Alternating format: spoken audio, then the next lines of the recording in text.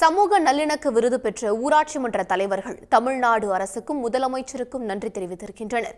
இந்த விருதை ஒத்துழைப்பு அளித்த கிராம மக்களுக்கு சமர்ப்பிப்பதாக அவர்கள் உருக்கமாக தெரிவித்தனர்.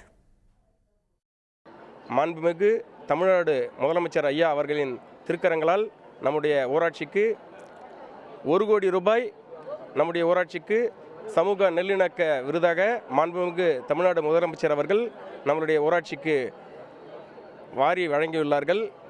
இந்த சமூக நல்லிணக்க விருதிற்கு ஒத்துழைப்பாக இருந்த நமது பரைந்தாங்கல் ஊராட்சியை சார்ந்த பழம்புண்டி மற்றும் பரைந்தாங்கல் கிராம பொதுமக்கள் அனைவருக்கும் நமது ஊராட்சியின் சார்பிலும் இந்த சமூக நல்லிணக்க விருதை ஊராட்சியில் உள்ள ஒவ்வொரு பொதுமக்களின் குடும்பங்களுக்கும் சமர்ப்பிக்கிறோம். உடனுக்குடன் செய்திகளை தெரிந்து கொள்ள சன் நியூஸ் பெல் ஐகானை கிளிக் பண்ணுங்க.